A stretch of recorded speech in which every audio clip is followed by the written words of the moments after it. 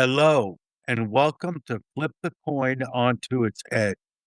I am your host, Michael Pawpaw Newton. I've studied philosophy, classic and ancient mythology, spirituality, science, and various religions, including Christianity, Judaism, Wicca, Kabbalah, Buddhism, and Taoism for over 20 years. Thanks for tuning in. Remember to leave all preconceived notions, opinions, and beliefs at the door. Open up. This episode is number 8, and the essence of today's episode is how to complete the game of life, a 2-part series. In this captivating episode, let's explore the fascinating way the universe's energy and our souls gently intertwine, nurturing and supporting each other in a beautiful symbiotic dance. Just a reminder, tap the button to follow this podcast.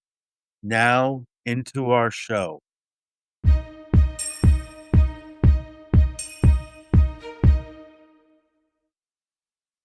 In this episode, we are going to learn how the game completes. We might ask, who needs to know about the universe out there? How does it possibly relate to my life right here, right now? For centuries, philosophers and scientists have been asking these very same cosmic questions. There is a clear and definite correlation between the laws of the universe and the day-to-day events in our face every day. So where can we go to learn these laws?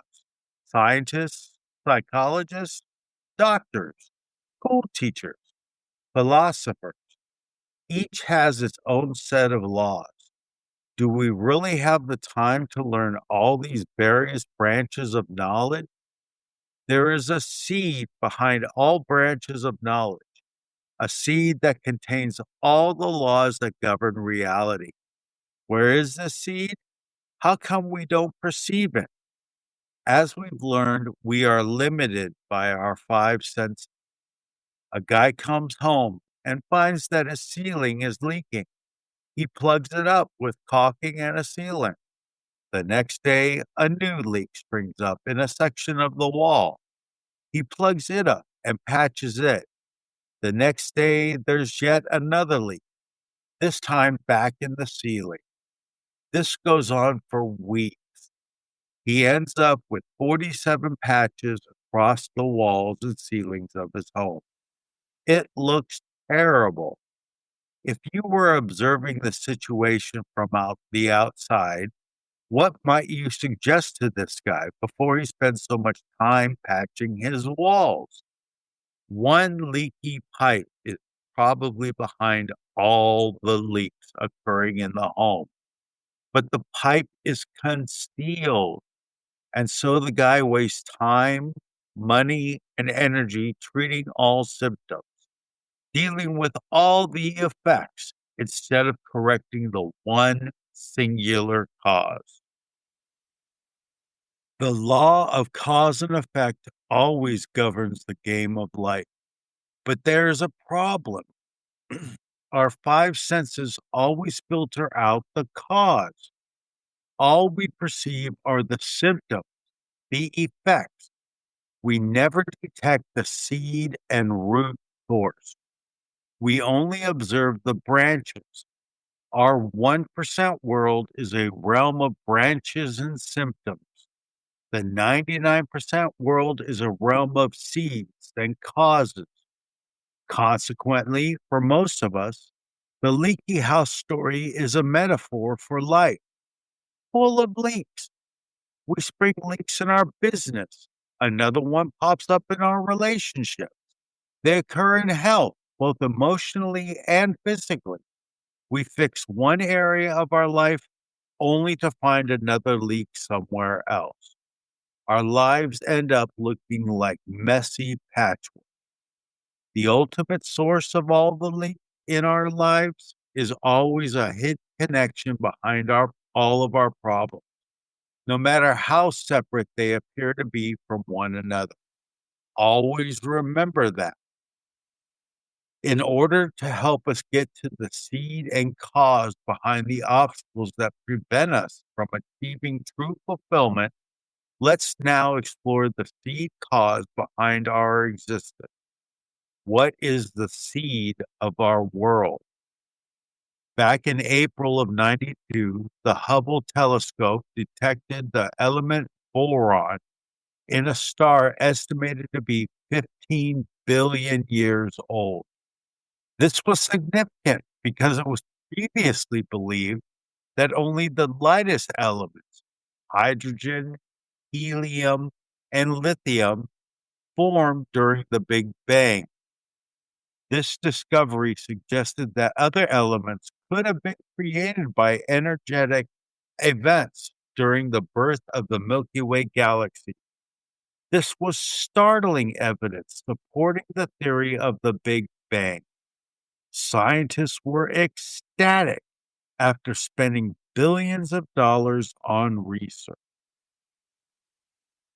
Science has been able to trace the process of creation all the way back to the Big Bang, but that's where it ends. That's as far back as they can go. The light, capitalized, light is merely a code word I'm using, a metaphor to give us a glimpse into the nature of the energy. Just as physical light from a bulb expands and fills every corner of a room, the light expands and fills every corner of eternity. It is the energy source that we've talked about. The light is an infinite energy intelligence of giving, infinite sharing, unlimited imparting, reaching as far as forever. In nature, we know that one band of white light contains all the colors of the spectrum. When white light is projected through a prism, it breaks up and divides into 7 colors. When white sunlight hits the water molecules in the air after a rain, it splits and divides into the 7 colors of the rainbow. But all these colors exist as one unified whole within the white light. This is how it is with the light. All these different colors of fulfillment exist as one unified whole within the light. It's important to note that this is the realm of infinite without time, space, or motion, because the light reaches as far as forever. It's everywhere. The light is all over. Now, to go further, imagine a lady is standing on the corner of a busy intersection. A person wants to share with her and help her cross the street safely. She refuses. He tries again. She still refuses. She has no desire to cross the street. She is merely waiting for a bus. Can the concept of sharing manifest in this situation? Obviously not. There must be a recipient, a receiver. Each soul is a part of the total light and receives endless good when it is with the light.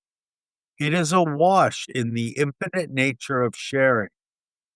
To help us understand this relationship on a very simple level, consider coffee and a cup.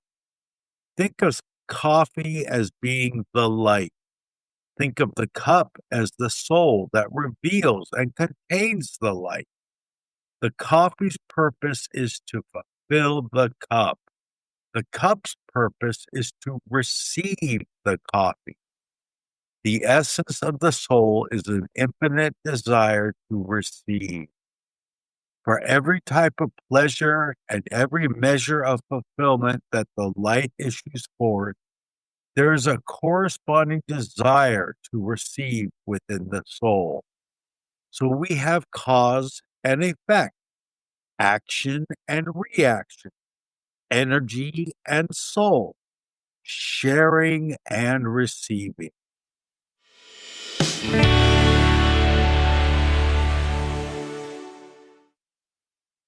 That's all we have time for.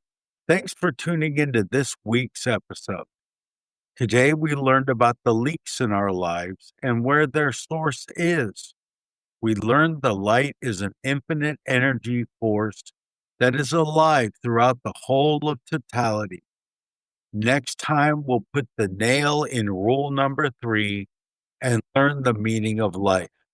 I advise you not to believe anything you hear in this podcast. Test it out in your life. It has to work for you.